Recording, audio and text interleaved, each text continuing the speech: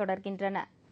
தானே புயலால் பாதிக்கப்பட்ட மக்களுக்கு தமிழக அரசு செய்து வரும் நிவாரணப் பணிகள் திருப்திகரமாக இல்லை என்று திமுக தலைவர் கருணாநிதி குற்றம் சாட்டியுள்ளார். அண்மையில் ஏற்பட்ட தானே புயலால் கடலூர் மற்றும் புதுவை பெரிதும் பாதிக்கப்பட்டன. இங்கு பாதிக்கப்பட்ட மக்களுக்கு பல்வேறு அரசியல் கட்சிகளும் நிவாரண உதவிகள் செய்து வருகின்றன. அண்மையில் பாதிக்கப்பட்ட பகுதிகளுக்கு சென்ற தேமுதிக நிறுவன தலைவர் கேப்டன் விஜயகாந்த் பாதிக்கப்பட்ட மக்களுக்கு ஆறுதல் கூறி நிவாரண உதவிகள் வழங்கினார். இந்நிலையில் கேப்டன் சென்றதை தொடர்ந்து இன்று திமுக தலைவர் கருணாநிதி புயலால் பாதிக்கப்பட்ட பகுதிகளை பார்வையிடச் சென்றார். அப்போது செய்தியாளர்களிடம் பேசிய அவர், புயலால் பாதிக்கப்பட்ட மக்களுக்கு தமிழ்நாடு அரசின் நிவாரணப் பணிகள் திருப்திகரமாக இல்லை என்று குற்றம் சாட்டினார்.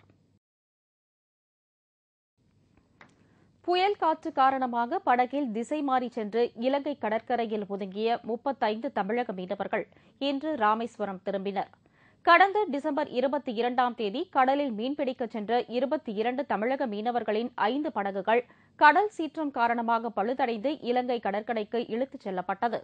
இதேபோல கடந்த சில நாட்களுக்கு முன்னரும் கடலில் மீன்பிடிக்கச் சென்ற 13 மீனவர்கள் தானே புயலில் சிக்கி படகுகள் பழுதானதை அடுத்து இலங்கை கடற்கரை சென்று சேர்ந்தனர்.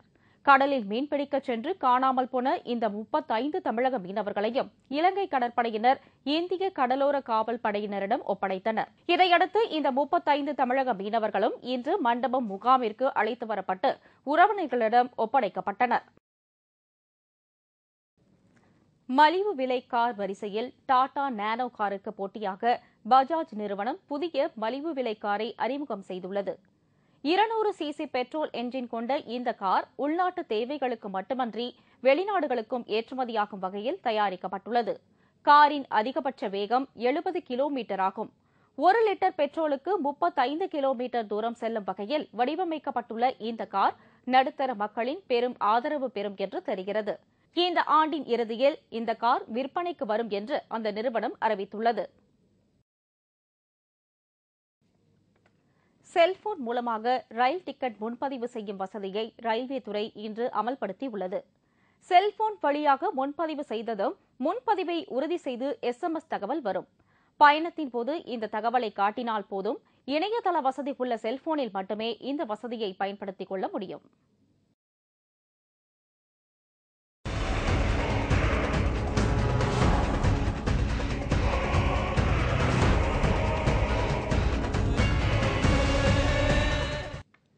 ஆச்சரியம், ஆனால் உண்மை. இன்று நாம் காண இருப்பது ஓவியம் வரையும் சிறுவன்.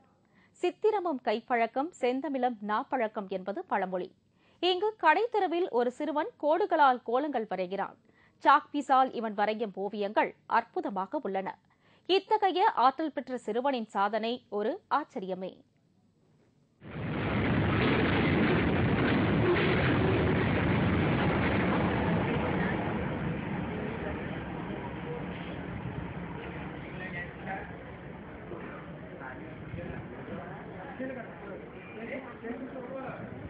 temen ko bamgi itra